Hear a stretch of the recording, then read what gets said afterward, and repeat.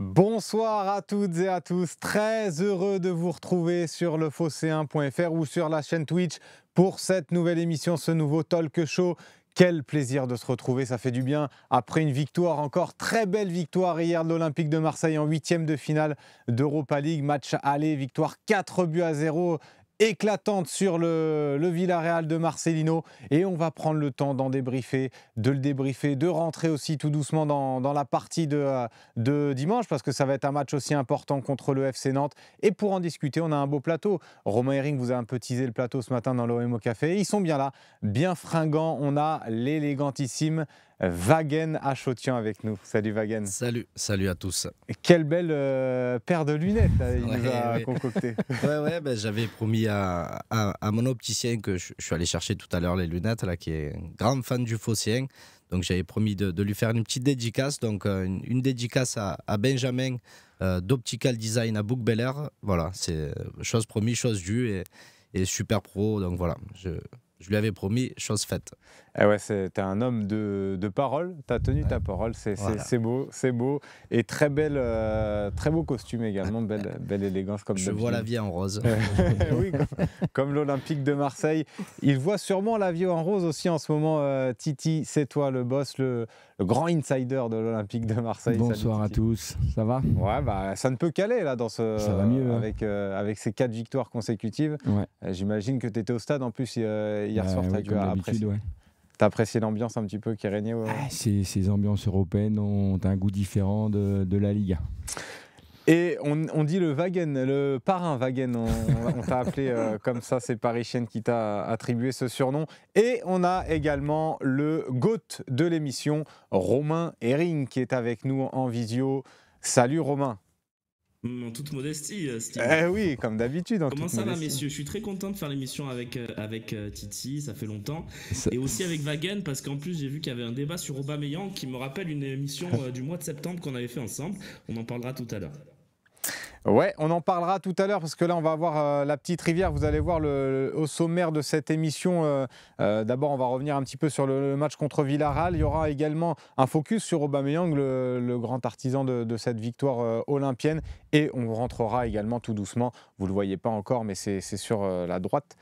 La gauche de l'écran, le OM Nantes de ce week-end qui s'annonce aussi très important dans la remontée au classement. On va commencer avec la première partie de notre émission. Donc, tenons-nous notre match référence hier face à Villarreal. Beaucoup disaient qu'il fallait attendre de rencontrer une grosse équipe. Est-ce que pour toi, Wagen, ça y est, on le tient, ce match référence contre Villarreal? Alors, on n'a toujours pas rencontré une grosse équipe, mais en tout cas, la performance de notre équipe a été de haute volée. Ça a été vraiment un match maîtrisé, abouti, avec une intensité.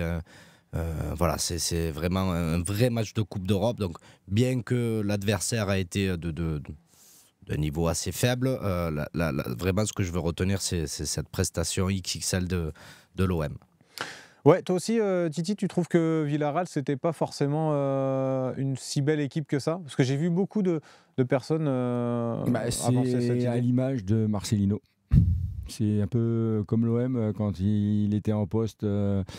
Ça aime pas avoir la possession de balle. C'est bloc médian, bloc bas. Ça attend les contre-attaques pour pouvoir planter les adversaires quand ils peuvent. Mais là, force est de constater qu'on a bien su maîtriser l'équipe adverse et qu'on les a complètement déstabilisés après le premier but. Là, le deuxième but est venu très rapidement et derrière, tu déroules, quoi. Ouais, ça a déroulé, surtout que on avait l'impression qu'ils nous ont laissé le ballon, mais on a aussi su bien l'utiliser. Romain, on a débriefé le match hier pour toi. Je vois là dans le chat qu'ils disent ça y est, Villarreal est faible maintenant, un petit peu ironiquement, de Michael 1300. Guitou qui dit qu'ils ne sont pas forcément d'accord. Toi, Romain, est-ce que tu penses que ce match-là contre Villarreal, ça y est, on peut dire enfin que Marseille va mieux et est guéri? Déjà, avant de développer mon argument, je vais demander à Wagen, sans mauvaise foi ou quoi, mais du coup, c'est quoi les gros matchs? Non, Grosse je parle équipe. pas. Non, bien sûr, ça a été un gros match. Non, mais c'est qui les grosses équipes? Bah, une grosse équipe, pour moi, c'est une équipe qui va être dans le top. En Europe, on parle ou en... Non, mais tu dis, on peut pas dire que c'est un match référence parce que c'est encore une équipe. C'est qui les grosses équipes qui vont nous affronter, à part le PSG, évidemment, le 31 mars, mais sinon. Le PSG, Lille, Lens. À Villarreal, c'est moins bon que Lille? Bah écoute, sur ce que j'ai vu hier, je suis désolé, ils sont 12e au championnat. C'est une équipe, en plus de ça, qui est coachée par un certain Marcelinho, qui a eu l'intelligence de mettre ses meilleurs joueurs sur le banc, en l'occurrence Sorloth, Parejo, etc. Capou. En fait, je préfère, Capou également, je préfère largement mettre en avant la prestation, alors qui a été énorme de notre équipe, que dire on n'a pas joué non plus un ogre européen. Voilà, c'est une très bonne équipe qui est performante en Europe, mais ça reste sur, en tout cas ce que j'ai vu hier. Ils ont bien sûr accroché Barcelone, etc. Mais ça reste quand même sur ce que j'ai vu hier d'une pauvreté, mais voilà, on les a éteints. Ce que je veux dire par là, c'est que pour moi, un OM Nice, un OM Lens, c'est le même niveau de difficulté. Parce que, en plus, cette équipe-là a battu aller-retour le Stade Rennais cette année. Ouais. Donc, bon, on peut pas non plus dire que c'est des pimpins. Voilà, je crois qu'on les a écrasés. Comme dirait Sébastien, c'est pas pim pam poum non plus. Mais on les a écrasés. Voilà, c'était pas une très grande équipe de Villarreal qu'on a vu hier soir. Non, mais je te dis, je pense que s'ils sont en Ligue 1, ils sont comme toutes les équipes, là, à la lutte, avec Rennes, avec nous, avec des autres. Franchement, sur le papier, c'est pas si dégueulasse que ça. Et je crois qu'on les a vraiment bouffés dans tous les secteurs. On le disait, Slim, hier soir, hein, techniquement, tactiquement, physiquement.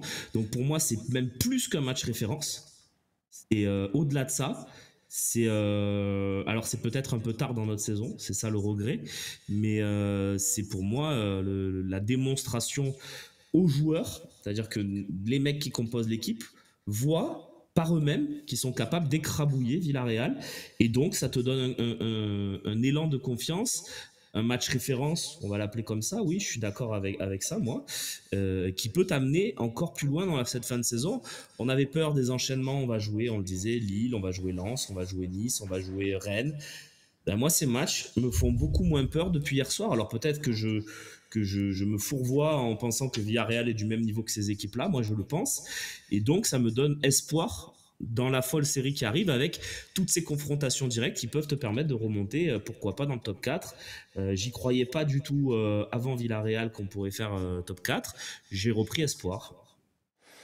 Vous aussi, vous avez repris espoir là sur comme Romain Herring, un petit peu sur le top 4, parce que je me souviens, on avait fait l'émission avec Maxence, c'était juste avant OM Villarreal, justement, avec Maxence et Bastien Cordolani, qui était plutôt pas forcément emballé pour viser le podium encore. Il trouvait que c'était, enfin en tout cas les 4 premières places, il trouvait que c'était encore trop léger. Vous y croyez, vous, après ce match-là contre Villarreal? Oui, tu peux y croire, mais après, il va falloir prendre match après match et puis attendre aussi des faux pas des équipes qui sont devant nous aussi, puisque il y en a qui... Ils s'affrontent sur les 2 prochaines journées, on a pas mal d'affrontements.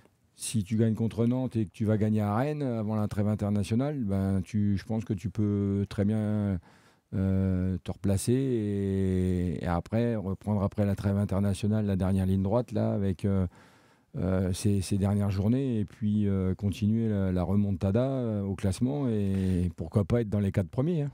Mais c'est surtout dans le jeu aussi qu'on voit beaucoup plus de choses, parce que je sais que Wagen, tu as aussi envie de parler de ça, du jeu qu'on voit en ce moment de l'Olympique de Marseille, orchestré aussi par Jean-Louis Gasset, mais ça c'est important de le noter. Bien sûr, alors moi je te dis, on posait la question il y a un mois, j'y croyais pas une seule seconde, mais à aujourd'hui, très franchement, j'ai envie d'y croire parce que ce qu'on voit sur le terrain, et puis... on a retrouvé un trio offensif qui est à 16 buts en 4 matchs, donc une moyenne de 4 buts par match, ce qui est énorme. On retrouve des joueurs, des individualités, et encore une fois, à l'image de Aubameyang, ce trio d'attaque avec un Ndiaye qui a retrouvé une confiance, avec un Ismaïla Sarr, avec un Aubameyang aussi, je l'ai dit. Mais franchement, cette équipe-là me donne envie d'y croire. Voilà. Avec ces joueurs en confiance, Et puis, on parlait de système, on en a marre du système de Gattuso, ce 4-3-3. Hier, on a joué en 4-3-3. Hein. Hier, on joue en 4-3-3 et c'est cette animation qui est vraiment... C'est pour ça qu'on a beaucoup dit aussi qu'il n'y avait pas forcément de la qualité dans cet effectif. Vous êtes toujours d'accord avec ce... Il y a de la qualité. Ouais. Le match d'hier soir de l'Olympique de Marseille, c'est simplement, comme le disait Romain, un gros match. Et c'est là que tu t'aperçois finalement que l'équipe qui a été constituée en début de saison, alors ça a été compliqué parce que c'était pas les bons choix d'entraîneur, mais la constitution du groupe, les dirigeants, je pense qu'ils ne se sont pas trompés, puisque sur les 4 derniers matchs, tu t'aperçois que finalement que tu as des bons joueurs dans l'effectif et que tu peux battre n'importe qui. Donc en fait, si je suis un peu votre raisonnement, c'était qu'un souci de confiance finalement. Et, mental. Mental ouais. Ça mental et puis de simplicité aussi dans le jeu. Je pense que des fois, il y a des entraîneurs, ça ne sert à rien d'inventer des choses, de vouloir mettre un tel à tel poste. Il faut simplement mettre les joueurs à leur poste de prédilection et aussi de savoir emmener un groupe, motiver un groupe pour l'emmener avec toi dans tes causeries d'avant-match. Mais j'ai l'impression qu'aussi l'avis sur le recrutement change aussi. Là, j'ai pas mal de remarques, notamment là, je vais prendre Pom Solino qui nous dit je commence aussi à croire que les joueurs recrutés, finalement, c'était des bons joueurs. Ils sont bons. Toi, tu partages aussi cet avis-là, Romain, où forcément, il y a eu des manquements aussi au niveau des coachings, et ça, on peut pas non plus l'enlever à Pablo Longoria. Non, mais quand tout va, évidemment, on trouve que les joueurs sont bien. Mais bon, après, on a été quelques-uns à dire quand même en début de saison que Kondogbia, c'était un très bon joueur, qu'Ismaïla Sarr avait beaucoup plus de qualité que ce qu'on veut bien le dire. Iliman Ndiaye, ça je ne faisais pas partie de ceux qui le disaient, mais qui avait beaucoup de ballons et qui demandait qu'à être débloqué. Moi, j'y croyais pas trop, donc comme quoi on se trompe aussi. Hein. Mais voilà, au final, qui sont les flops du mercato d'été ? J'en vois que 2. Le premier, c'est Renan Lodi, que tu as surnommé Ronan Lodi, tellement il était médiocre et niveau Ligue 2, et qui a été vendu avec une plus-value. Donc bon, là on peut dire juste bien, très bien, on s'est débarrassé du flop et on n'a pas perdu d'argent. Et le deuxième flop, c'est Correa, et ça par contre il prend une place importante dans l'effectif. Et au moment du coaching hier à la 70e, s'il y a la place de Correa dans l'effectif, on a un bon joueur, ça peut être bien de faire rentrer ce bon joueur là plutôt qu'Enrique. Donc il y a juste ce petit manquement pour moi en recrutement offensif. Il manque un bon joueur cet été à la place de Correa, mais sinon moi je trouve, et je le trouvais déjà, que le mercato d'été il était bon. Dire Sarr, des joueurs comme ça, moi je le dis souvent, mais j'en ai pas vu beaucoup, hein. J'en ai pas vu beaucoup à l'OM, des joueurs comme Ismaïla Sarr. Je dis pas que c'est un monstre, que c'est un joueur qui va faire top 30 ballon d'or ou quoi, mais au niveau OM, avoir un joueur percutant comme ça, dribbleur rapide, moi ça me plaît beaucoup. Donc et il est à l'image de cette équipe, c'est-à-dire que quand elle a plongé mentalement, il a disparu.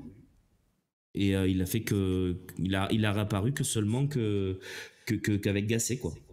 Il a été un peu blessé aussi, hein. C'est vrai qu'on oublie de le noter. Aussi. On s'en souvient, à Nice, il avait joué avec un peu Strappé aussi, donc ça peut le gêner aussi pour des joueurs qui aiment bien utiliser leur vitesse. Rapidement, c'est vrai qu'il y a eu le gros débat, nous, dans notre semaine sur le Phocéen avec Ismaïla Sarr.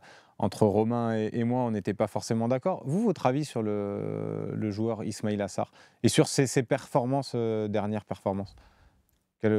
Wagen, toi, ton avis sur ça? Moi, personnellement, je l'ai dit il y a quelques talks de ça, on parlait de est-ce qu'on vend Sarr, est-ce qu'il va rentrer dans ce système en 4-1-3-5-2. Mais moi, personnellement, ce joueur, dans son registre, dans sa capacité à prendre la profondeur, à provoquer le danger en permanence, alors il y a du déchet, bien évidemment, mais très franchement, dans cette équipe-là, moi, Sarr, j'en suis pleinement convaincu. Et c'est un joueur qui... Alors, c'est un peu comme Ndiaye. Ndiaye, on lui a laissé... Voilà, il faut du temps. Il faut que les joueurs soient en confiance. J'ai l'impression que Gasset leur a donné cette confiance qu'ils n'avaient pas. Et on les redécouvre à leur niveau. Ouais, c'est vrai que c'est le cas. On peut voir aussi les stats parce que c'est vrai qu'on a parlé là de match référence sur Marseille-Villarreal. On va voir les stats à Et l'écran. petite parenthèse, Slim, pendant que les Vas-y, stats Romain. se chargent, rappelez-vous quand même, le club qui était chaud pour recruter Ismaïla Sarr cet hiver, c'était Oui. Villarreal.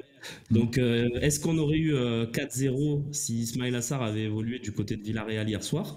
J'en suis pas certain parce que c'est quand même un joueur qui aurait posé des problèmes à notre côté gauche et à Quentin Merlin, je pense.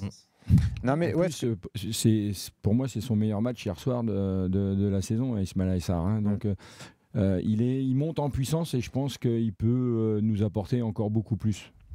ouais, je pense qu'il peut nous apporter beaucoup plus et je suis d'accord avec toi sur le match d'hier. Il a vraiment été très très intéressant. Il y a Il me quand semble même qu'on OM Ajax où il avait été exceptionnel aussi, je Ouais, trouve. aussi, c'est vrai. Il y a eu Oui. ce match-là.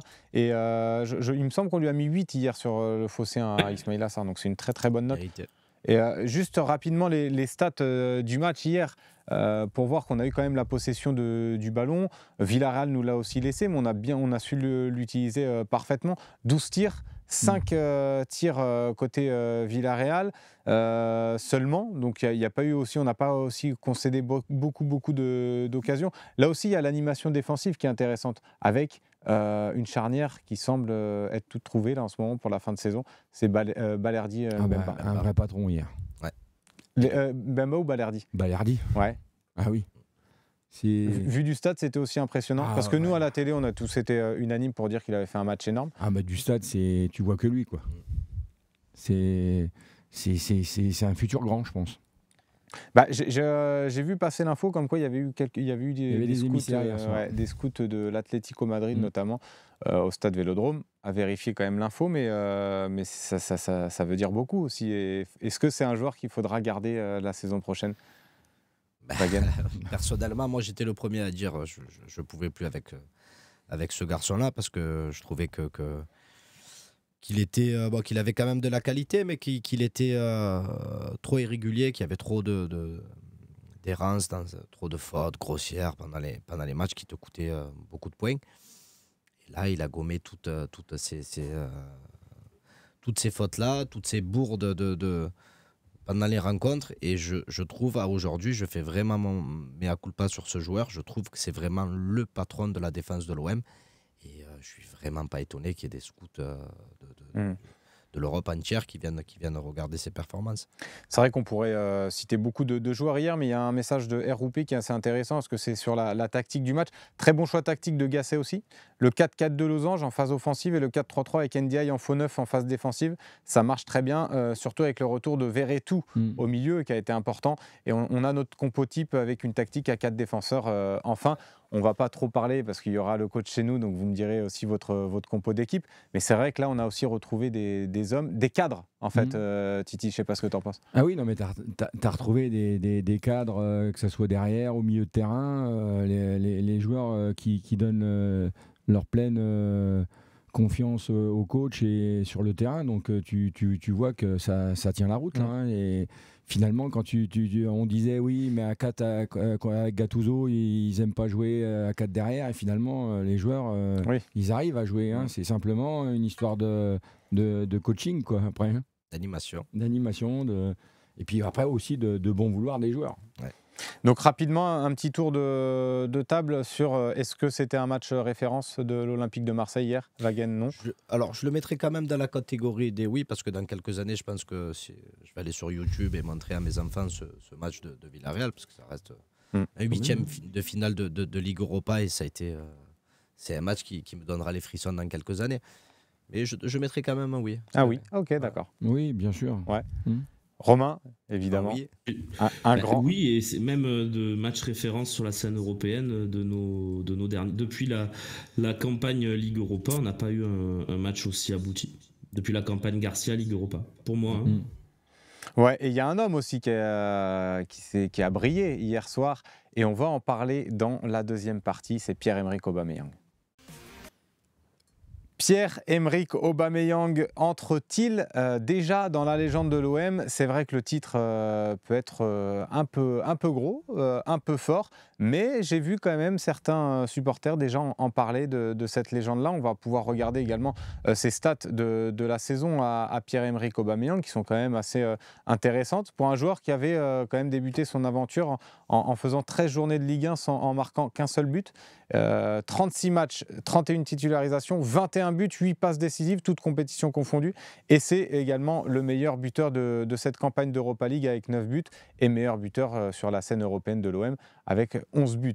Il a marqué ses 10e et 11e buts hier. Alors je vais commencer par vous poser la question, tout simplement. Aubameyang entre-t-il dans la légende Wagen?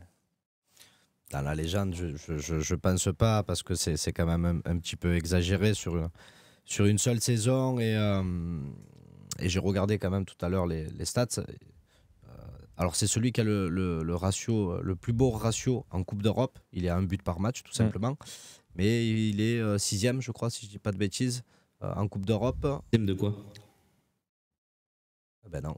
Non, il rentre dans le on peut voir les stats en même temps. On a préparé l'infographie préparée par Jade Volpe.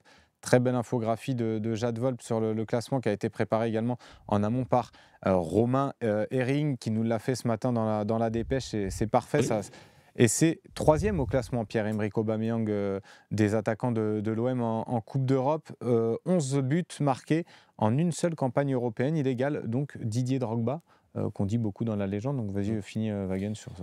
Ouais, non, je trouvais que le mot était un peu exagéré, parce qu'une légende, bon, on pense à Jean-Pierre Papin, et à d'autres, mais je trouve que ça fera partie des grands attaquants que l'OM a eu. Voilà. Légende, ça me paraît un petit peu exagéré, mais en tout cas, c'est un grand attaquant. Il y a Forza 135 qui te répond, il dit non, ce n'est pas exagéré, on est dans une saison moyenne et il survole, faut arrêter, c'est une légende. C'est son avis. Titi? C'est un grand attaquant, une légende, ça deviendra une légende si on va en finale d'Europa League et qu'il soulève la coupe à Glasgow. Là, oui, ça deviendra une légende. Ouais, même s'il la soulève pas. Ouais. Mais pour moi, c'est un grand attaquant de classe internationale. Mais pas encore dans la légende pour toi, c'est trop tôt pour le dire sur ce terme-là en tout cas. Oui, on fera le débrief à la fin de la saison, mais ça rentre dans les grands attaquants de l'OM, que tu peux compter sur lui. Après, si les gens, je pense qu'ils ont très vite oublié que la saison dernière, il n'avait pratiquement pas joué, qu'il a fallu du temps pour qu'il se remette dans le rythme. Un saison chaotique, un début de saison à l'OM chaotique entre la mauvaise préparation physique, Marcelino avec qui ça va pas, donc Gattuso derrière, c'était compliqué. Donc maintenant, il brille avec Gasset. On va voir jusqu'à la fin de la saison comment ça va se terminer. Mais après, il met plus de 20 buts en championnat et que peut-être qu'il arrivera à la trentaine de buts, toutes compétitions confondues. Donc ça restera dans les annales de l'OM. Hein. Il y est plus très loin. C'est vrai qu'il y a Payounet qui pose une belle question. Déjà, pour pouvoir répondre à cette question, quelles sont pour vous les 5 dernières légendes déjà de l'OM? Ce serait déjà intéressant de pouvoir les classer. C'est quoi une légende? Ouais. Et c'est quoi une légende? Vas-y, Romain. Non, alors, écoute, je sais pas, parce que ça, c'est une définition très subjective. Juste non, mais en tout cas, un joueur qui aura marqué l'histoire un peu de l'OM. On peut dire que dans les légendes modernes, disons, post-93, des joueurs comme Nyang, des joueurs comme Drogba, à un degré moindre, André-Pierre Gignac, pour moi. Sont dans cette catégorie, mais il n'y en a pas 50. Hein. Et ça, c'est pour les attaquants. On peut y ajouter Thauvin, Payet peut-être, même si il y a du débat. Voilà, en termes offensifs, pour moi, c'est les 5 derniers, on va dire. Ouais, donc pour l'instant, c'est pas forcément. Vas-y, hein, Romain, fini. Mais du coup, j'aimerais répondre à la question quand même, Slim. Pour moi, c'est oui. C'est oui parce que la statistique que tu as montrée, elle est éloquente. Il est déjà le 3e meilleur buteur de tous les temps de l'OM en Coupe d'Europe. C'est une statistique qui te fait rentrer de facto dans la légende. Alors il y a un oui mais, et c'est un peu ce que Titi disait tout à l'heure, c'est le parcours, c'est les émotions.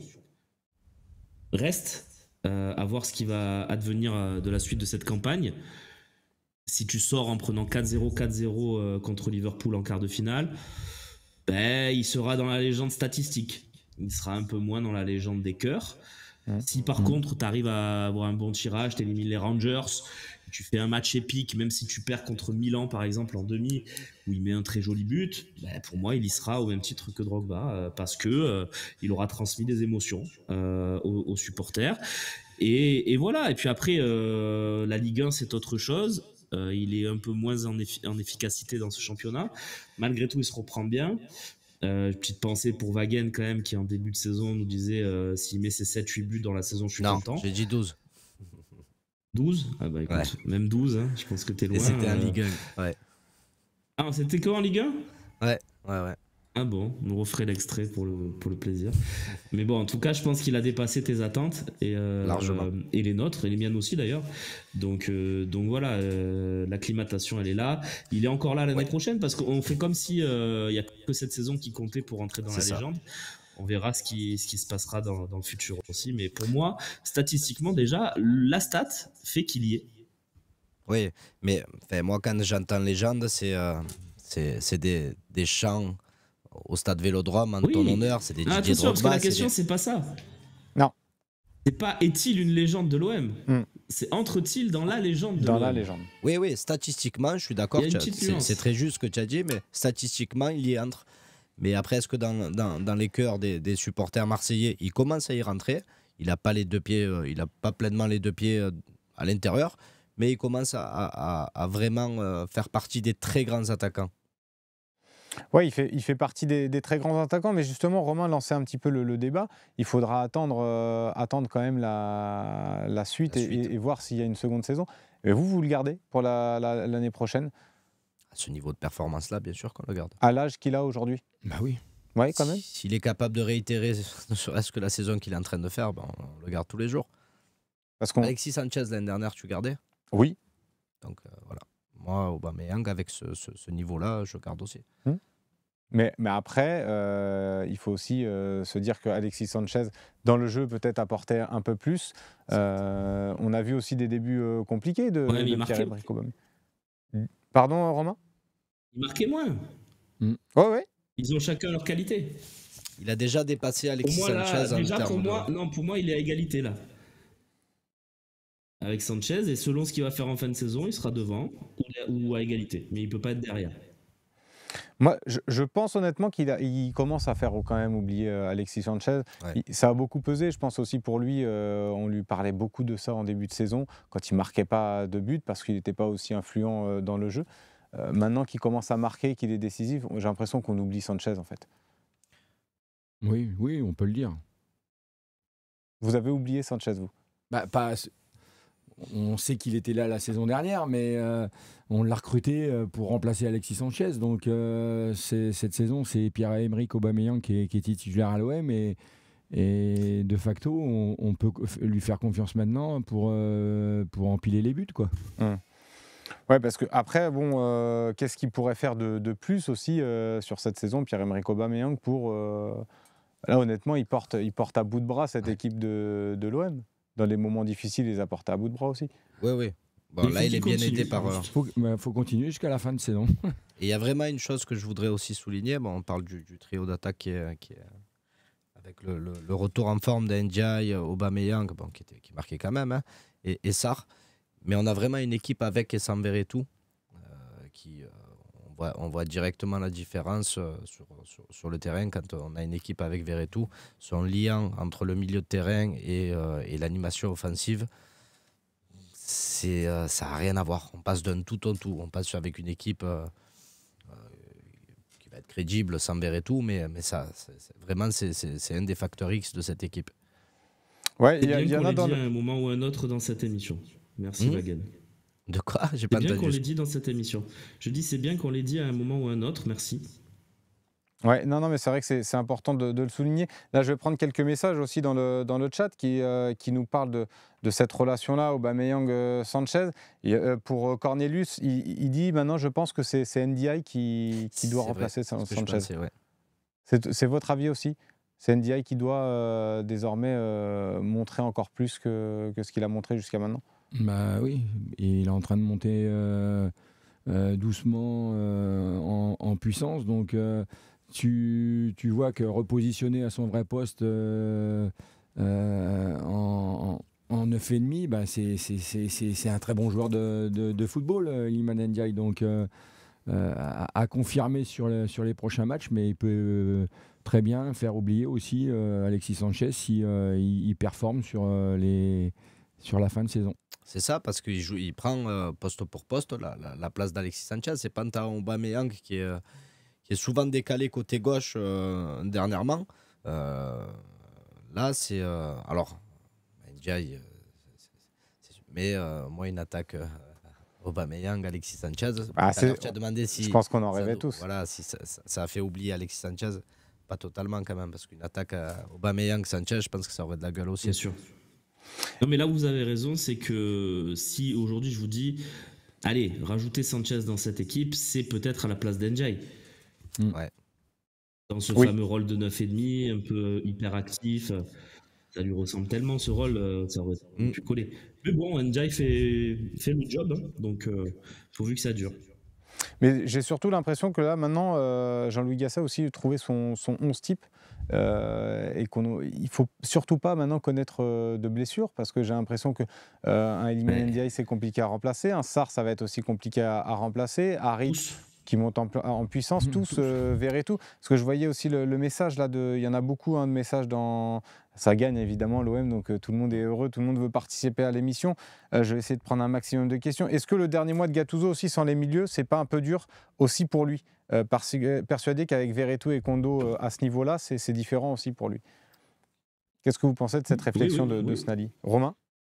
Non, il a raison, c'est vrai. C'est vrai que Gattuso, en plus d'avoir fait quelques mauvais choix et de s'être entêté parfois sur des trucs un peu bêtes, il a eu aussi quelques concours de circonstances, hein, la CAN en janvier, le mois de février sans Kondogbia et Verretou, effectivement. C'est une analyse. Malgré tout, est-ce qu'on aurait pris beaucoup plus de points? Je ne suis pas sûr. C'est vrai.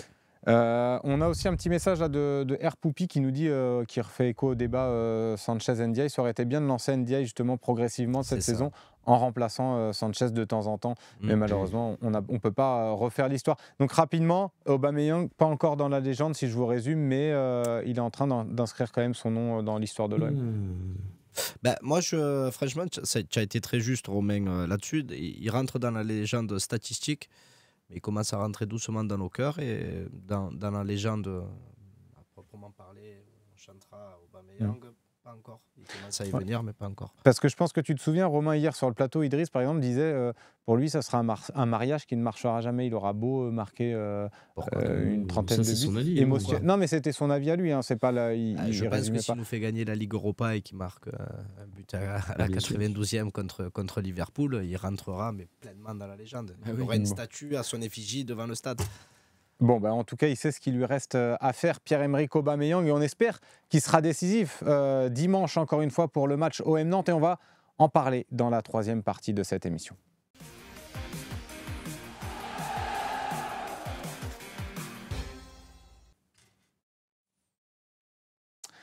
La troisième partie de cette émission avec l'OM qui va recevoir Nantes ce dimanche à 20h45.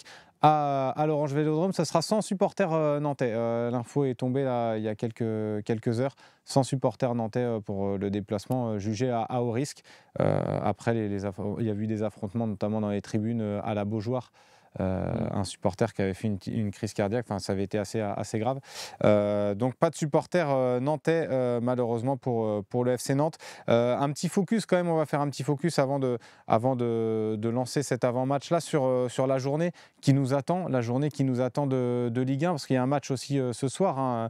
Il y a Nice-Montpellier qui va être intéressant à regarder. Ça va être le premier duel à regarder ce soir, Nice-Montpellier, parce qu'il va falloir aussi attendre la chute un petit peu de nos concurrents. Ouais. C'est ça, puisqu'ils sont devant nous, et comme on n'a pas les cartes entre nos mains, faut compter sur des défaites de nos adversaires. Ouais, il y aura également un Lens-Brest pour vous faire le résumé. Lens-Brest, Lorient-Lyon, Paris-Reims. On aura Lille-Rennes. Ouais, Lille-Rennes, voilà, Strasbourg-Monaco, donc c'est pas non plus gagné pour...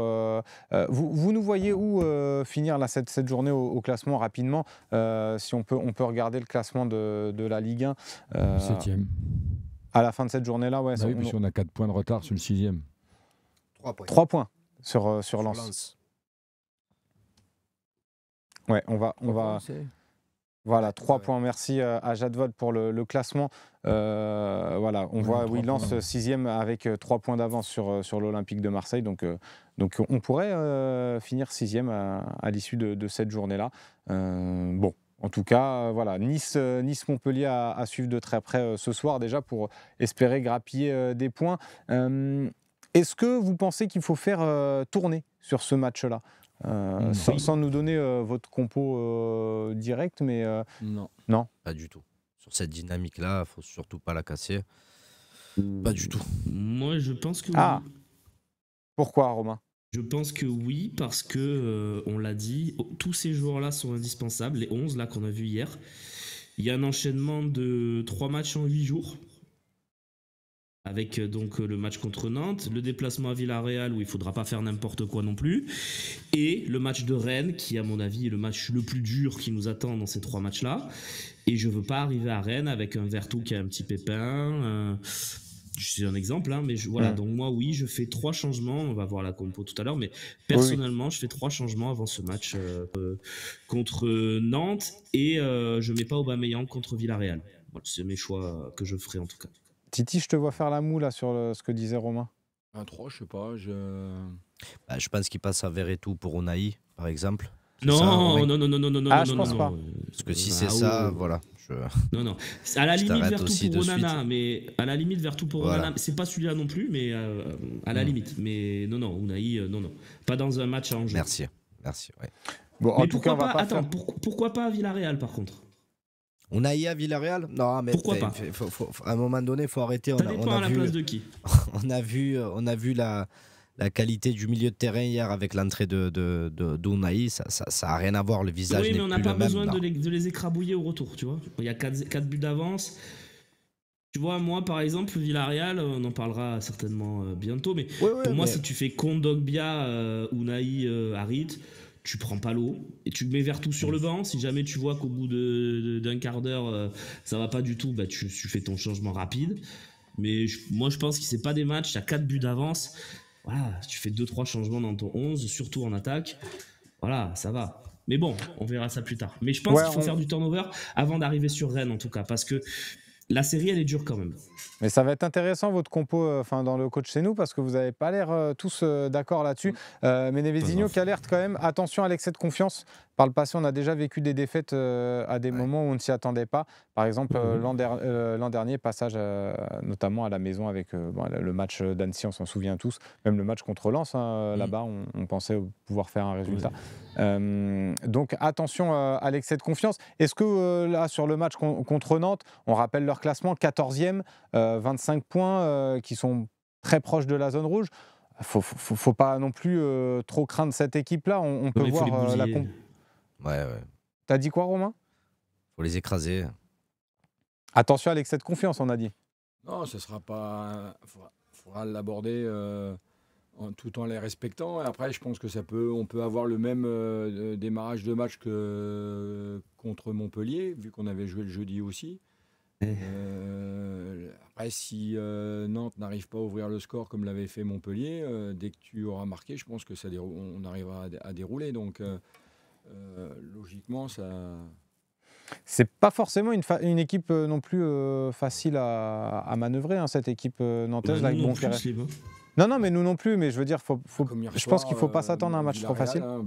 Bloc bas et. Ouais, mais c'est pas parce que tu fais bloc bas et que tu mets 12 défenseurs, comme l'avait fait Rudy Garcia, que forcément tu vas tenir le score. Mais moi, je pense qu'il faut. On va pas commencer à craindre dans la dynamique. Alors, il faut pas aller dans l'excès de confiance, mais dans la dynamique dans laquelle on se trouve aujourd'hui, Très franchement, moi, j'ai pas envie. Il faut les respecter. Non, faut les écraser, il faut leur marcher dessus. Il faut rester dans cette. On sort d'un mois. Il y a un mois, on était tous là à se dire putain, mais quand est-ce qu'elle finit cette saison? Là, on se retrouve avec cette chance de voir ces performances-là. Non, il ne faut vraiment pas aller sur la pointe des pieds. Il faut les écraser. C'est vrai que quelque part, on ne peut pas se permettre, si on espère une remontée, perdre des points, même un nul, ça ne sera pas suffisant. Cassoulet du 0-1 qui nous dit la dynamique est là, je ne vois pas Nantes nous poser des problèmes. On va regarder rapidement quand même la composition des équipes de l'équipe de Nantes, la compo probable.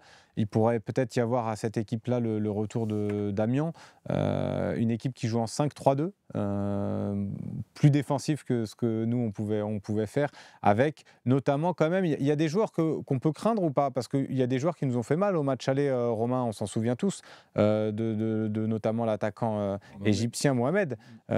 Simon aussi, qui est un joueur qu'on apprécie plutôt bien dans cette Ligue 1-là. Il y a quand même des joueurs que vous pouvez craindre dans cette équipe-là, Romain, je te lance là-dessus. Bah oui, tu les as cités, oui. Oui, on peut les craindre. Après, je pense que si on fait le travail, voilà, on va les craindre comme je craignais Tamari avant Montpellier, qui a été bon. Mais ça ne devrait pas suffire pour nous empêcher de prendre les 3 points si on fait le job. Moi, j'ai vu une équipe contre Villarreal habitée d'une âme. Et je pense que ce n'est pas un match où on peut se faire piéger. Après, évidemment, on le sait, hein, Slim, c'est du foot. Hein, il peut y avoir la VAR, un rouge. Il peut tout se passer. Hein, donc oui, mais moi, je suis plutôt confiant dans ce match. Ouais, plutôt confiant, et on va passer justement à la composition de votre équipe. C'est à vous de choisir. Là, va falloir influer un petit peu et influencer surtout Jean-Louis Gasset. C'est le coach, c'est nous. Alors le C, tu te mets à droite, tu le laisses dans l'axe, voilà. Et le coach, voilà, c'est ça les gars, le coach c'est nous. Le coach, c'est nous, le coach, c'est vous, surtout Titi, Wagen et Romain Herring. Et je pense qu'il va y avoir quand même du débat. Et évidemment, il y a un petit message de Nad qui nous dit bisous, gros bisous à Sébastien. Il y en a beaucoup dans le chat qui tenaient à avoir un petit message pour une pensée pour Sébastien. Et on a aussi une grosse pensée pour lui. Un gros bisou à Sébastien qui doit être devant sa télé ou devant son ordi, je ne sais pas, devant l'émission en tout cas, pour choisir sa petite compo. Dans les buts, pas de surprise, j'imagine, à moins que, peut-être dans une éventuelle solution. Non, allez, Paul Lopez dans les cages, on ne va pas non plus déconner. C'est Paul Lopez dans les buts. Et après, alors, est-ce qu'on reste sur cette défense à 4 qui marche bien, ou on va changer le système? Ouais, on reste à 4. Romain? Non, j'ai dit oui. Ah oui, toi aussi, tu avais compris autre chose. Ouais. Bon, on reste à 4 sur le schéma tactique, et on va passer à l'arrière latéral. Tiens, Jonathan Klaus, est-ce qu'il redébute selon vous? Enfin, pour vous, est-ce qu'il doit redébuter? Oui. Donc, pas de surprise sur le côté droit. Je vais te dire pourquoi Slim, d'autant plus qu'à mon avis, il ne va pas débuter jeudi. Ah oui, vas-y, dis-nous pourquoi. Parce qu'il est sous le coup d'une suspension en 4 cartons jaunes, et je pense que dans la gestion intelligente que fait Gasset, ça sera Meïté jeudi à droite. Voilà, donc plus que jamais, Klaus titulaire, contre Nantes. Mais là aussi, ça peut poser question quand même, le choix de ne pas avoir pris Garcia, parce que Meïté, c'est pas un latéral droit de métier, même si Garcia, c'est plus latéral gauche. Là, c'est voilà, tu l'as dit. Là, c'est aussi, mais c'est quand même mieux avoir un droitier à droite quand même. Ouais, vous pensez que c'est mieux comme ça? Ok, la charnière centrale, est-ce qu'on la touche ou pas? On reste sur du Bemba Balerdi? Pour moi, oui. Oui. Ah, ok, on change pas ça. Après, très franchement, contre Nantes, un Meïté ferait vraiment pas tâche. Tu vois, pour reposer un des deux, notamment Balerdi ou Mbemba qui revient de la CAN, qui a enchaîné les matchs. À voir aussi les cartons. Ouais, aussi, mais... Me lancer dans un truc, je vais vous dire. Continuez votre déroulé, messieurs. Mais franchement, Meïté, à chaque entrée, il a été très correct. Et si on part dans l'optique de légèrement faire tourner un Meïté, moi, je le mettrais. Après, Ouais, mais donc du coup, tu changerais la défense? Ouais, soit Balerdi, mais pour faire souffler vraiment, soit Balerdi, soit Mbemba. Je partirais sur Mbemba, peut-être. Et maintenir Balerdi. Titi? Balerdi, Bemba. Toi, tu restes là-dessus. Ouais, on garde cette solidité-là, une défense qui marche bien. On ne change pas une défense qui gagne, comme on dit. Quentin Merlin à gauche. Non.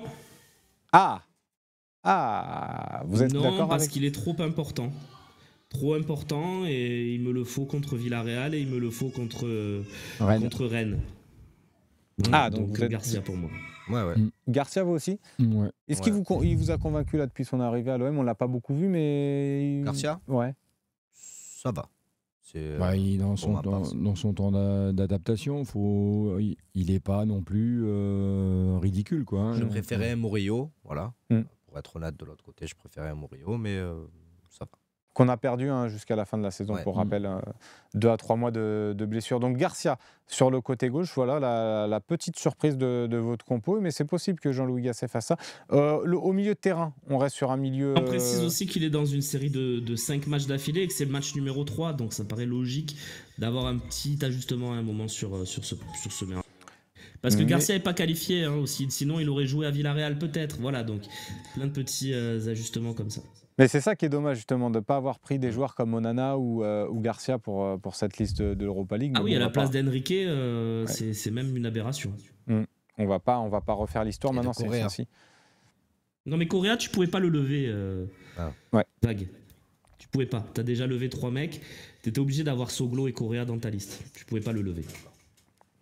Donc là, charnière avec Garcia, donc Balerdi, Mbemba, Klose. Au milieu de terrain, est-ce qu'on modifie quelque chose? Oui.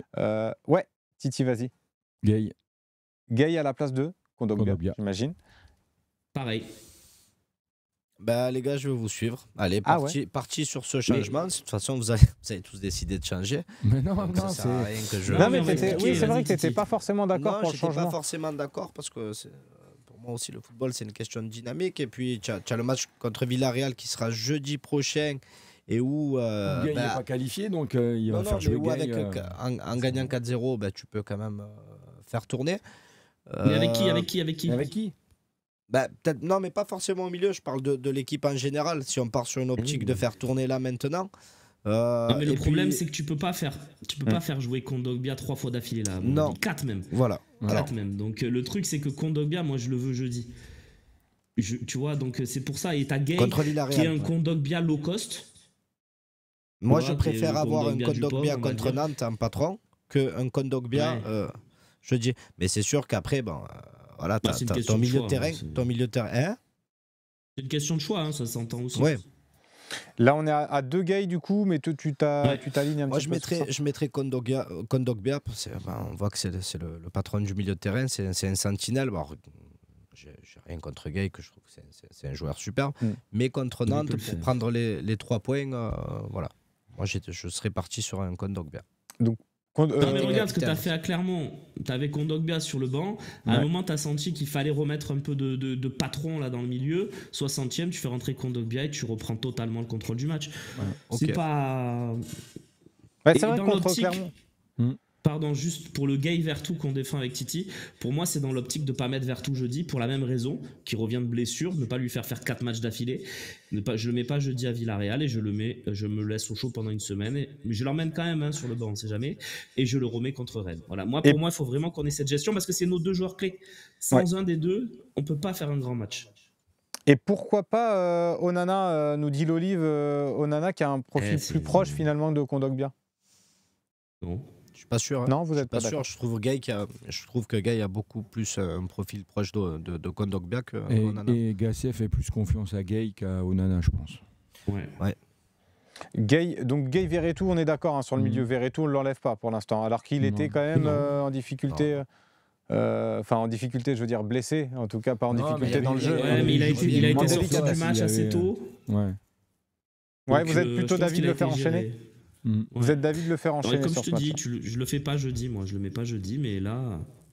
Ouais, tu vois, il y en a beaucoup qui disent quand même, je vois Pégastres qui disent attention, Verretou revient de blessure, les gars, faut peut-être pas trop le faire enchaîner. Oui, mais tu lui fais faire 60 minutes. Ouais, mais en tout cas... tu mettrais pas dans le score et la physionomie du match aussi. Après, c'était pas une blessure, c'était juste une gêne au psoas. Oui, mais bon, vaut mieux avec les blessures qu'on a eues dans la saison, vaut peut-être mieux prévenir. Vaut mieux prévenir que guérir. Après, on a quand même besoin des points aussi, tu vois. Mais t'as pas le choix non plus. Hein. C'est quand même tu peux pas faire Gay Onana, quoi, tu vois, ou Gay Unai.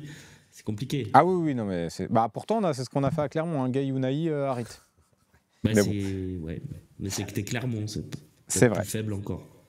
Peut-être Verretou, bon, c'est un détail, mais peut-être Verretou à droite plutôt Gay à gauche, au milieu de terrain, ou laisse comme ça. Bah, gaucher, droitier, ouais. C'est plutôt, on peut même faire le losange. Hein. Bah oui. Hein. Avec Gay juste devant la défense. Juste un sentinelle et Verretou à droite. À droite, un peu plus haut à droite. Et Gay juste devant Balerdi et Chancel Mbemba, donc en 6. Milieu vraiment en sentinelle. C'est ce qu'il aime un peu en plus, Pape Gay, ce rôle-là, avec ses grands compas. Donc Pape Gay, Verretou au milieu. Et on rajouterait qui en troisième larron? On va maintenir Harit pour moi. Ouais. Harit, on est tous d'accord. Oui. Ouais, pour le faire enchaîner. Voilà, parfait Pape Gay, juste au milieu, parfait Jade Volpe à la réalisation qui est très bonne, qui nous place Pape Gay juste devant la défense avec Harit sur la même ligne que Jordan Verretou, on est d'accord, hein, c'est ici qu'on veut le placer. J'ai cru, je voulais pas entendre du Unai, ça va, on l'a pas entendu. Ouais, c'était un peu le. Moi, je pensais que vous alliez le mettre. Je pensais qu'il y a certains qui allaient le mettre. À la place de Verretou, quand il sortira, je pense que ce sera Unai qui rentrera. Ouais, mais quand il sortira. Ouais, ou Onana. Dernière minute, il n'y a pas de problème. Harit. Ouais, mais pas plus de 20-30 minutes pour ce garçon. Ouais. Donc voilà, le milieu de terrain parfait. Gay, Harit, Verretou. Et en attaque, est-ce qu'il y a un turnover pour toi, Wagen? Faris Moubania, ouais. Ah, je le mets. Tiens, Forza qui nous dit aussi Moumbagna en attaque pour faire opposer Obama. Ouais. Moumbagna avec Moumbagna, je maintiens Ndiaye et Sarr. Ismaïla Sarr. Ouais. Titi? Eh ben moi, je mettrais Sarr, Aubameyang et Moumbagna. Sarr, Aubameyang, Moumbagna. Donc toi, t'enlèves Ndiaye. Et Romain, tu vas sûrement devoir trancher là entre les deux. Peut-être que c'est à l'opposé. Je pense que c'est toi qui vas trancher parce que moi, je ne touche pas du tout mon attaque qui met le feu à toutes les défenses. Et je fais Ndiaye, Aubameyang, Sarr et je les gère selon le score en les faisant sortir le plus tôt possible. Et je répète que jeudi, je ne mets pas Aubameyang. Donc c'est pour ça que je ne fais pas tourner sur ce match-là qui est plus important à mon avis que le match de jeudi. Excuse-moi, mais si je t'écoute, jeudi prochain, tu mets personne en fait. Alors non, tu m'as pas bien écouté. Je pense que jeudi, je me prive de 3 joueurs qui sont sur le banc. C'est Klose pour les cartons jaunes, que je remplace par Meïté. C'est Verretou, parce que je pense qu'on peut tenir avec seulement Kondogbia, accompagné d'Unai et Harit, et ne pas perdre 4-0. Et effectivement, Aubameyang par Moumbagna sur ce match-là. Ma foi, pourquoi pas. Ce serait l'occasion de lancer Faris. Je fais que 3 changements jeudi, j'en fais pas 15. D'accord. J'en fais 3. Dans une optique de turnover, mais je détiens pas la vérité, hein, Vague. Ouais, non, mais c'est pas ça, mais je pense. Si on commence à y aller en prenant ça quand même à la légère, on a 4 buts d'avance, oui, mais si on commence à y aller en prenant ce... Je t'ai pas dit on met Blanco, tu vois. Ouais, non, je pensais que tu allais aller un peu plus en profondeur et changer. Je mets pas Enrique, tu vois, je mets pas Correa, je mets pas les fantômes. Ouais. C'est dingue parce qu'il y avait un moment où on avait du mal à faire un 11 et là aujourd'hui on est là à se poser la question, on a du mal à faire rentrer. Ouais. C'est vrai que j'ai envie en fait de donner un peu de confiance à Moumbagna à la fois. Et à la fois en fait je suis un peu comme Romain, j'ai envie de garder cette attaque là qui marche très bien. Je pense aussi que c'est important qu'on remonte au classement. Aubameyang, Ndiaye, je suis très content aussi de ces matchs en ce moment. Ça n'a pas toujours été simple. Mais vraiment, je suis partagé avec Moumbagna aussi. J'ai envie de le voir. Mais tu le fais jouer jeudi, Moumbagna. Mais c'est vrai que tu peux le faire jouer jeudi. Donc je vais m'aligner un petit peu sur Romain. Donc c'est pareil. Enfin, moi, j'avais dit Moumbagna parce que par rapport pour le jeu de haut but avec Palois et... il est difficile à bouger, Moumbagna. C'est vrai qu'il va y avoir aussi un beau combat et ça sera aussi une défense à 3. Il y aura 3 défenseurs sur. Donc ouais, ça va pas être. C'est vrai que ça c'est pas idiot aussi cette intervention, Titi. Mais j'ai moi, quand même. Ce qui me gêne avec ça. Oui. C'est que la compo comme on l'a là, c'est qu'on peut pas faire le même système.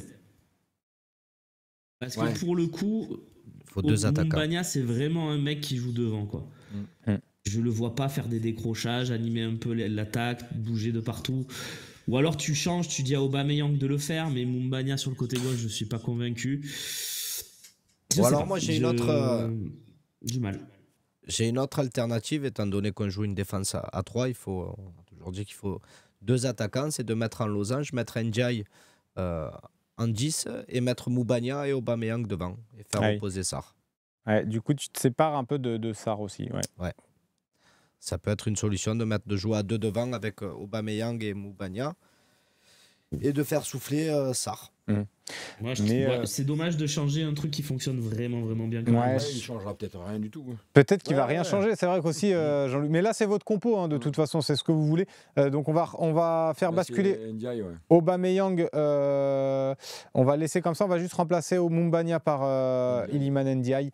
À la réalisation, Jade, si tu peux nous le faire ça aux petits oignons. La fière allure quand même cette compo d'équipe.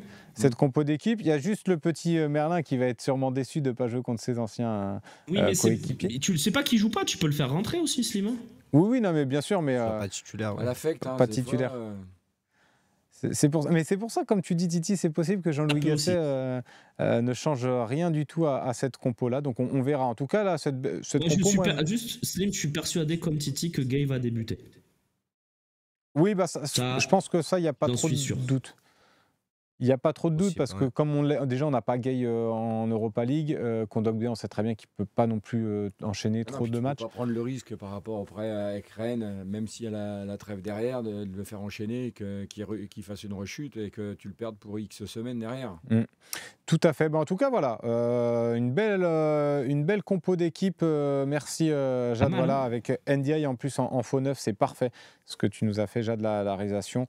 Aubameyang, Sarr sur les côtés. Ça me semble bien. On est bien armé en tout cas pour aller défier cette équipe de Nantes. Voilà pour la composition d'équipe. Merci à vous d'avoir joué le jeu, du coaching. Bravo à vous surtout. Et on va passer maintenant aux questions-réponses.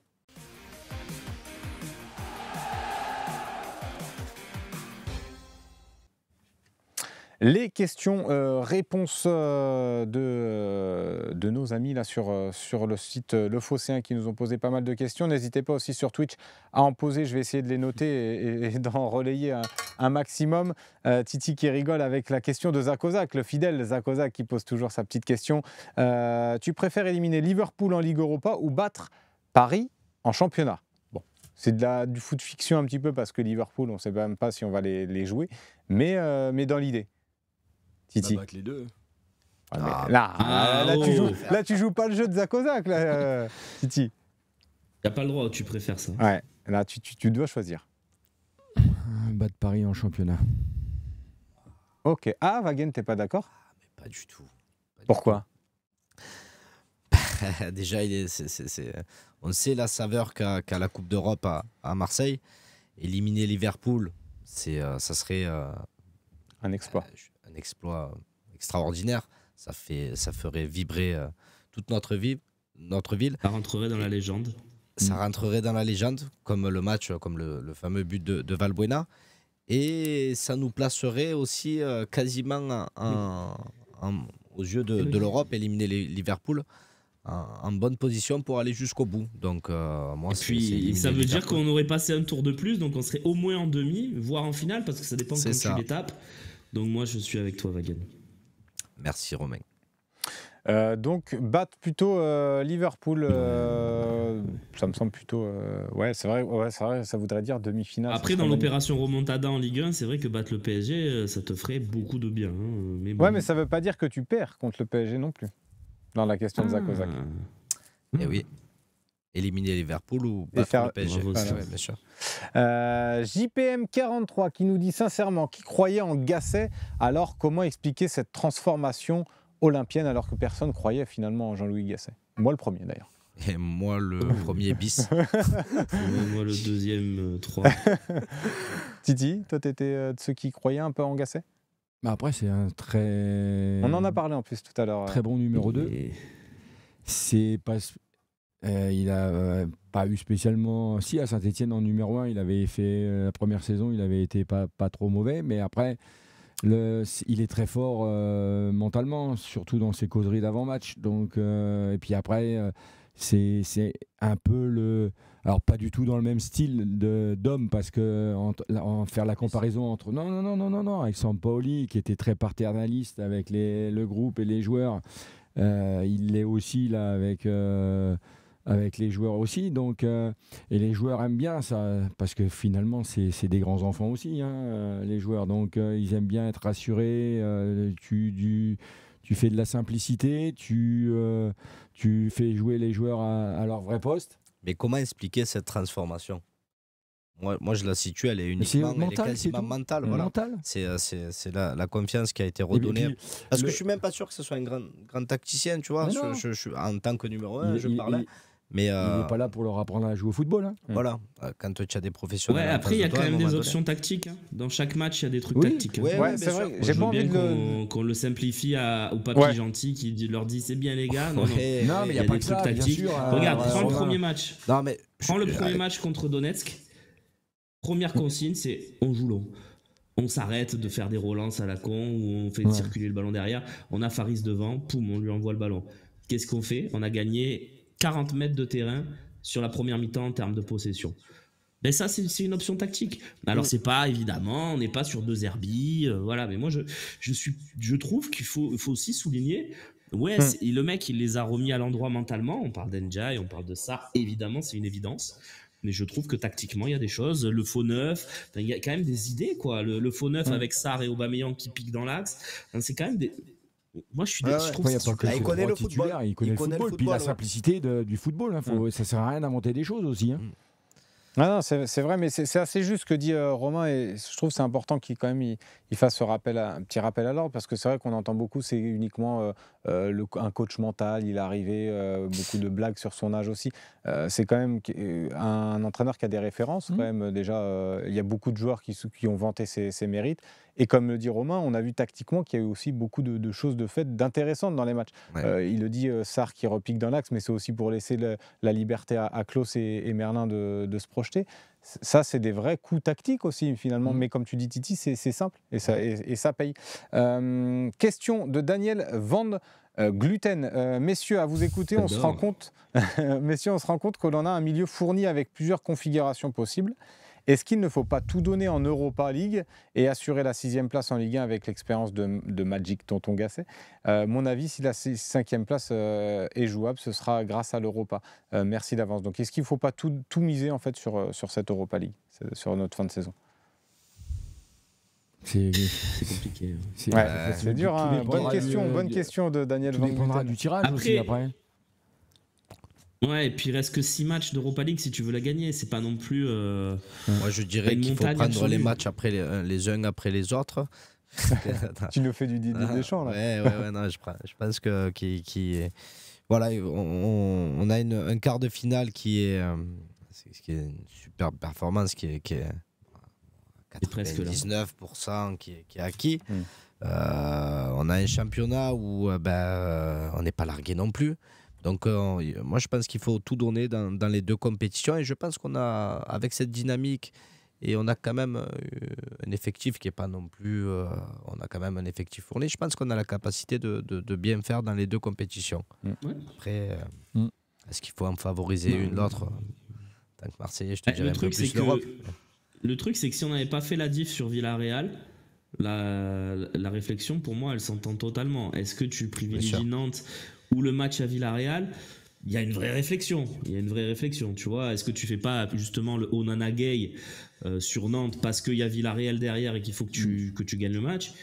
Voilà, je pense que là, il y aura une réflexion peut-être sur l'éventuel quart de finale, selon où il est placé, les matchs d'avant, les matchs d'après. Il va falloir faire des choix. Pour l'instant, on n'est pas à l'heure des choix, donc on est à l'heure de la gestion d'un groupe, avec Pape Gueye qui revient dans les plans de Gasset, avec une équipe qui peut aussi compter sur un Moumbagna qui est intéressant.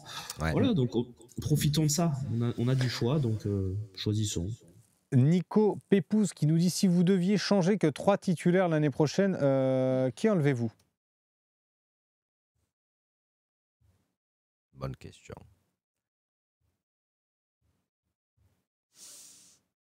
Dur. Ouais, C'est dur. pas facile, hein. Sur le 11 C'est quand type même là, fort. sur le Sur le 11 11 type là, qu'on là. a vu sur le match de Villarreal, par Alors, exemple. est-ce Et on que- est obligé d'en changer 3? Ouais, si vous deviez changer que 3 titulaires l'année prochaine, qu'enlevez-vous? On peut rajouter, si vous voulez, Gigot en titulaire, qui a fait beaucoup de C'est matchs, ça, et ben Rongier non. en titulaire. Est-ce qu'on le considère aujourd'hui non. comme un titulaire indiscutable? Non, pas pour toi, Romain, c'est pas ça la Ouais, question. Bah non, il faut considérer ce 11 là. Ouais.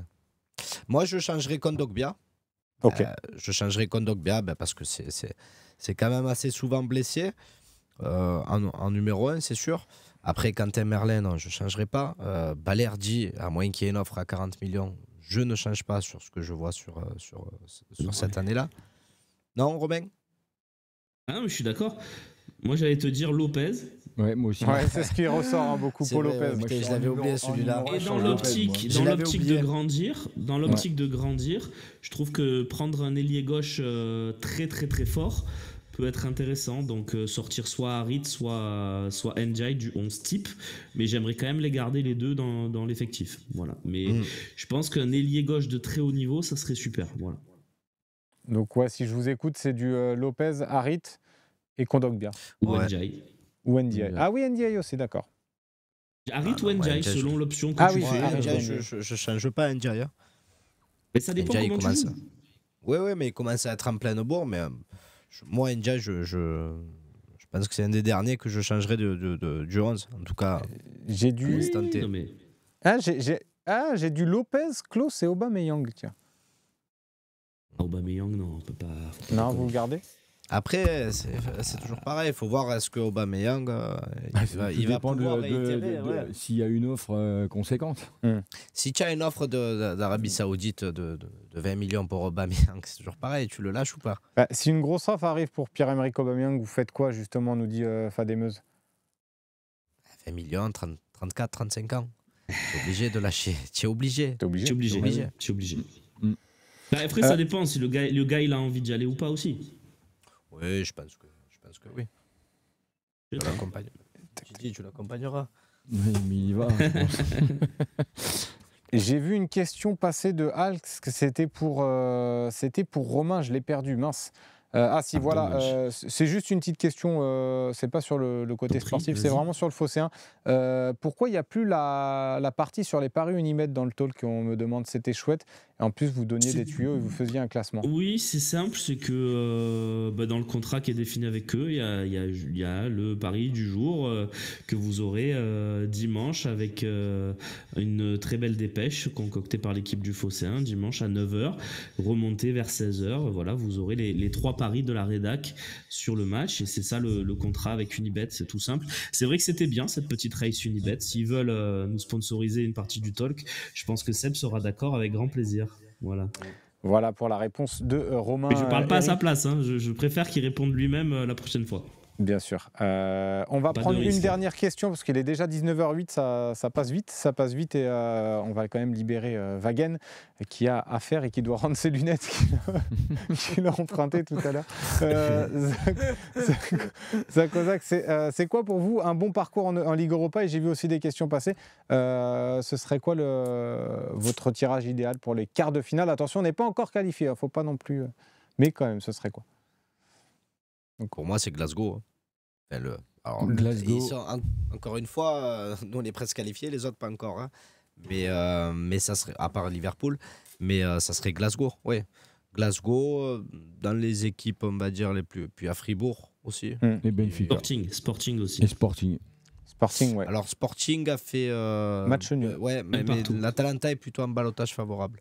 Sporting qui est leader du championnat portugais, quand même, Romain. Ouais, mais on a pris un ascendant quand même, je trouve, sur eux. Ils ont pas beaucoup bougé. Ouais, Je les c'était crains pas l'année beaucoup. dernière. Ouais, mais c'était encore l'année Et dernière. l'année dernière, oui. Ouais. Non, je suis pas sûr que ce soit une bonne chose de... Bon. Écoute, Et le si je te dis en quart et qu'on tire Sporting alors qu'il restait Milan AC, Non, mais bien sûr. Bayer Leverkusen, je pense que tu sautes de joie. Non, mais quand moi, il même. y en a deux que je C'est vais pas éviter. le meilleur tirage. Je dis pas que c'est le meilleur tirage. Je dis Ouais. que c'est un tirage où je pense que On Il y a nos match. chances. C'est votre tirage à Je vous. préfère une équipe comme ça, juste pardon Slim, je préfère une équipe comme ça qu'on connaît, tu vois, qu'on voit souvent, que des Rangers qui jouent contre Heart of Midlothian, Aberdeen, que personne voit jouer et qui peuvent te taper là-bas sur un effet de surprise. J'aime pas trop, tu vois, le Slavia Prague, des clubs comme ça, j'aime pas trop ces tirages-là. Parce que c'est piégeux. Voilà. Je préfère une équipe, voilà, Fribourg, tu le disais. Fribourg, ce serait bien s'ils tapent le West Ham. Bergame, on y va, hein. quoi. Y a pas de Bergame problème. aussi. Il y a un petit balotage l'Atalanta, entre pourquoi pas. Sporting et l'Atalanta. Ouais, ça joue. Il y a Glasgow, meilleur tirage pour Dit Josiel, fan de Herring. Très bon Glasgow, pseudo. meilleur tirage. Super. Non, c'est le pseudo. Hein, pseudo. Il est magnifique. L'inverse m'aurait De étonné. ouf. Tu dis l'inverse. Atalanta, Sporting ou Rangers. Donc voilà à peu près les. Et le parcours qui serait pour vous un bon parcours d'Europa League. Non, mais au-delà de la finale, après peut-être que c'est votre réponse, mais. Ah oui, ça serait d'aller en finale. Ou on va dire demi-finale. Voilà. Demi-finale, ça serait déjà un super parcours. Dernier carré par rapport au début de saison, c'est inespéré. Hein. Moi, ça dépendra du tirage. Je pense qu'il faut rien s'interdire et le bon parcours, ça serait de ne se faire éliminer que par Liverpool ou le Bayer Leverkusen. Voilà. Ah ouais, intéressant. Bayer comme Leverkusen réponse. Même le s'est fait Milan accrocher AC, quand même. Hein. Je veux passer. Ouais. Mais le Voilà. Bayer Leverkusen, ils se sont Ouais, tu bien sais. fait accrocher hier. Ouais. Mais bon. Ils ont réussi quand même à pas perdre. Hein. Ouais. Bon, en tout cas, on Donc, n'y est pas encore. On n'y est pas encore en finale, mais c'est vrai que ce serait un beau parcours. Alfredo qui dit la finale. Exactement, ce serait merveilleux. un très beau À parcours. Dublin. Et À Dublin, oui. À À Dublin. Dublin en Ça plus. serait, Ouais. J'ai déjà regardé les billets d'avion. Tu m'étonnes. Parce qu'on rappelle que Wagen va faire le déplacement à Villarreal, donc ça Ouais. va être un beau déplacement, ça aussi. C'est vrai? Ouais. Sans bon pression. D'accord. Ouais, un Bah peu ouais, d'Espagne dans notre vie. Bah ouais, ça fait plaisir. J'adore tu vas voir, c'est magnifique le stade du Madrigal. Par contre, la ville, c'est Auxerre avec une plage. C'est le stade de Ceramica maintenant. C'était Robert. C'est le même. Ouais, ils ont changé de. Mais ouais, j'ai vu, c'est un petit stade, 22 000 places. C'est Auxerre par Guingamp. contre, les boules. Voilà. Hein?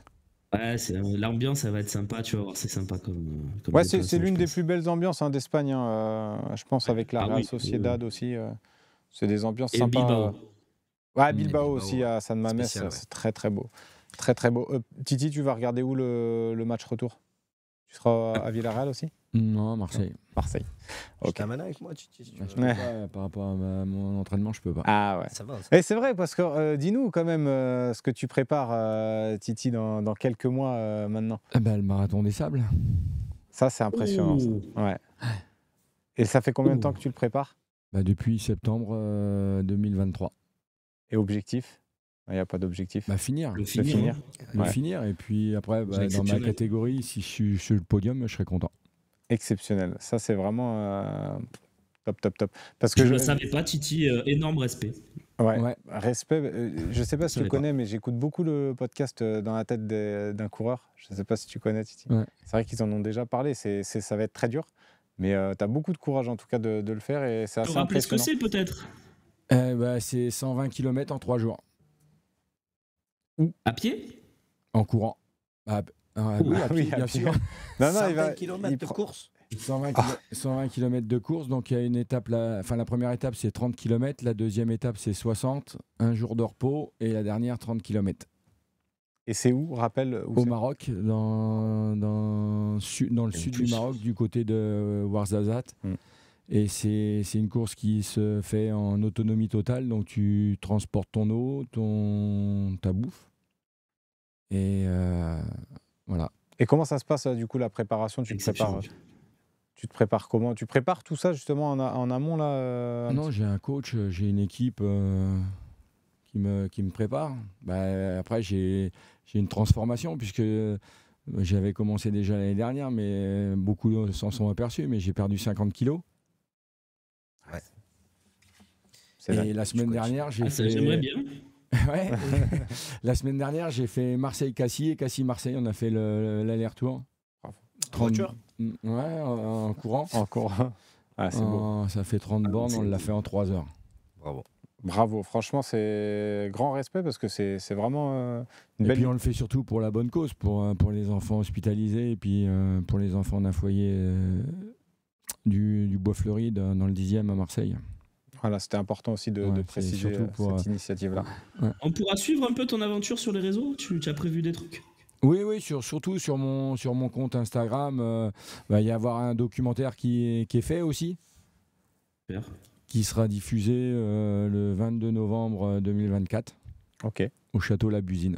Eh ben, on va suivre bien. ça de très près. Il y a Tank 4 qui nous dit: je comprends pourquoi maintenant il arrive toujours en premier à l'aéroport en fait. très bonne blague de Tank 4. Bravo à toi. Non mais en Bravo, tout cas bravo. Titi. C'est une Merci Romain. très très belle. Ouais, c'est vraiment impressionnant en tout cas. Merci C'est quand à. C'est Pardon. du 12 au 19 octobre 2024. Ok, bonne prépa, Titi. Bonne Ouais. courage. Dans la préparation, je cours le marathon olympique au mois d'août à Paris. Oh, hey, la chance de médaille. Elle est là. Ouais. On a la chance de Ah, mais médaille. c'est bien ça, parce qu'un anonyme peut remporter une médaille olympique. Ça, je trouve ça super par contre. Ouais, mais bon, ça Ça sera sera dans pas la ton cas, on a préparation. compris. Non, mais on savait. Ouais, non, mais il n'y aura pas de médaille, mais juste de le finir Je sais. avec On va le d'y être diplôme, déjà. de participer, Ouais. et puis le diplôme de coureur olympique. Ouais. Voilà. Ça c'est. Ça, c'est énorme. Tu auras Ouais. fait les JO, quoi. Voilà. C'est dingue. On a un coureur des JO sur le plateau, c'est Un athlète des impressionnant. Jeux Olympiques invité ce soir. J'aurais dû te présenter comme ça en fait. de Bon, France. il est 19h15, 19h16, on a fait une très très belle émission. Merci à vous, merci à toi Romain Et d'être. je vais dire juste merci à toi Slim pour l'intérim que tu réalises sur Seb. On embrasse Seb évidemment. Et t'es toujours au top bien sûr. Ah, Continue. merci, c'est gentil, c'est avec grand plaisir que je le fais. J'espère que Seb va revenir rapidement. Il devrait revenir dans un petit mois. Il sera à nouveau sur pied et prêt à donner ses avis. Toujours, c'est important aussi d'avoir les avis de Seb avant les matchs et même pendant cette semaine-là. On lui fait de gros bisous. Merci à Jade Volpe qui était à la réalisation de cette émission. Merci à toi Titi et à Wagen d'avoir joué le jeu avec nous. On se donne rendez-vous, évidemment. Demain, déjà, il y a la conférence de presse de l'Olympique de Marseille. Jordan Verretou qui sera en conférence de presse avec Jean-Louis Gasset et l'ancien Nantais. En plus, beau petit clin d'œil à son ancien club. Et le match à 20h45 dimanche au Stade Vélodrome. On aura 4 heures de direct si vous voulez suivre, évidemment. Avec le Phocéen, il y aura du beau monde. Il y aura Flo Benedris, il y aura Romain Canuti qui sera de retour en direct du stade. Romain Herring également, du Loïc. Il y aura tout le monde. Vraiment, ça sera une belle équipe. Passez un très bon week-end, bonne soirée, allez, à tous, ciao ciao.